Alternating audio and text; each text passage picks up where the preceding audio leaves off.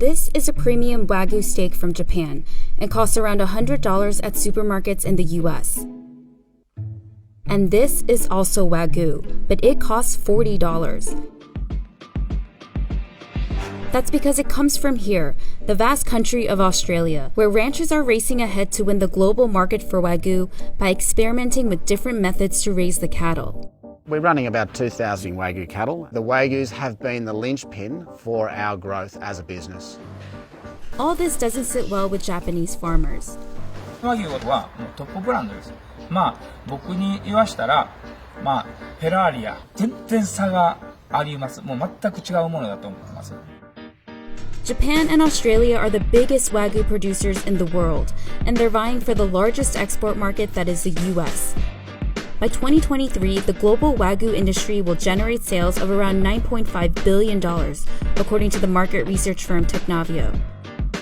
So Australian and Japanese farmers are in an intense competition, with one country betting on tradition, 僕が産まして僕が育てたというこれはもう誰にもできないオンリーワンの商品だから while the other is betting on new technology to increase productivity.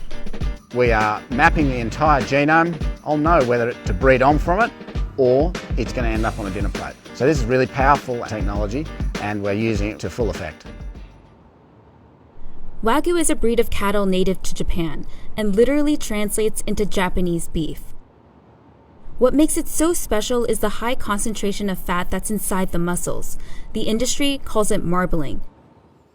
And that's what farmer Kazuki Morimoto does best. 油質もよく肉質もよくでこれが優勝300万円で売れました。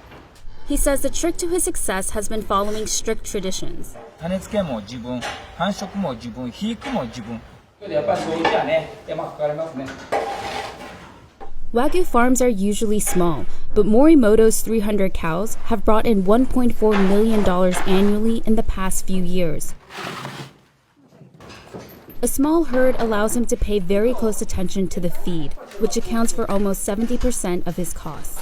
配合過多になると体の中の酸性アルカリ性のバランスが崩れて食べも悪くなるんです。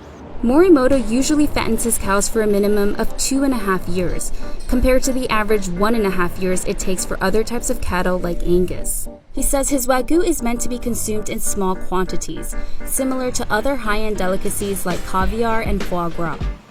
それが安かったら僕は値打ちがないと。例えばこれヴィトンのバッグ20万円と、これ偽物で2万円と。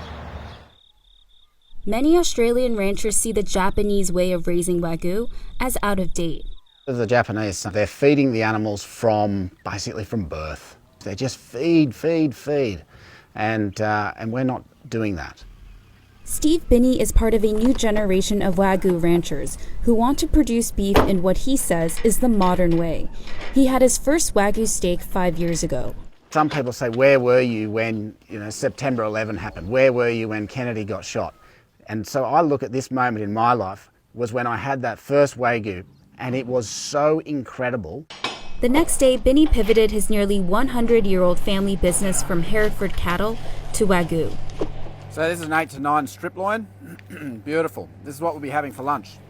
The Australian product does cost less because we're more efficient. We're doing it on a large scale with low cost of production. Australian ranchers have perfected a technology that Japanese farmers like Morimoto won't ever consider using: agricultural genomics. It's the analysis and selection of the best DNA in Wagyu cattle. Binney has been artificially inseminating his cow since he started raising Wagyu. For this cow, he's carefully selected sperm so that the resulting calf will thrive in the hot Australian climate, need less water and food compared to a cow in Japan, but still grow up to become Wagyu that's rich in fat. It's a very data-driven process. All of the carcasses that are coming through the abattoir, they are evaluated for amount of marbling, weight, age, days on feed. All of this data is going into this monstrous database, and all of these carcasses are being linked back to the genetics. Using this, Australian ranchers also create crossbreeds with other cows like Angus. These steaks usually have less marbling because they're genetically 50% Wagyu, so about half the price of full-blood Wagyu steaks. Many of these crossbred Wagyu steaks end up on plates in the US, where local Wagyu production makes up a tiny portion of the larger cattle industry. By 2021, Binny expects to increase his sales to the US by up to 50%. So good. Wagyu embryos first arrived in Australia in the early 1990s. But the combination of genomics and Australia's ability to scale cheaper Wagyu production has led to a boom in demand, helping the Australian industry grow by 20% every year since 2015. Last year, the country sold 40,000 tons of Wagyu beef abroad, making it the largest exporter of the steaks on the planet by volume, well ahead of Japan's export of just 4,300 tons. Farmers like Morimoto have been feeling the market get sucked away from them by Australian ranchers, so the Japanese government has stepped in to protect and promote its Wagyu industry.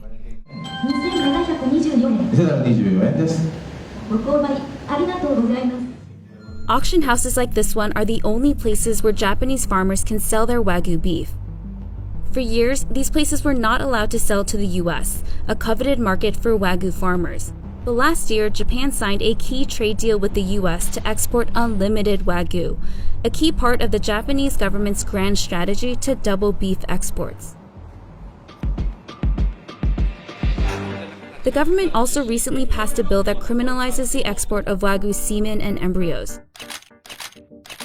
But experts say these reforms don't really get at the heart of the issue with Japan's industry. The quality of a Wagyu original beef is very excellent, but price is too expensive. Takafumi Goto is an agronomist who studies the Wagyu beef industry. He says that in order for Japanese farmers to catch up, they need to start copying what Australian ranchers are doing, produce Wagyu beef that's less rich in fat and therefore cheaper.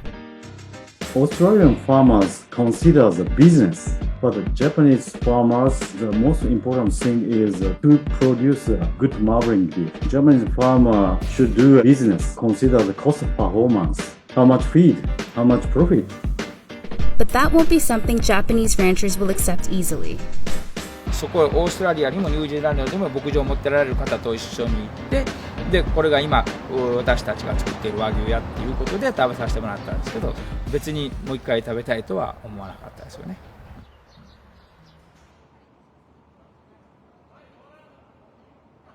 This is an A4 Miyazaki ribeye from Japan, and here we have a beautiful Australian ribeye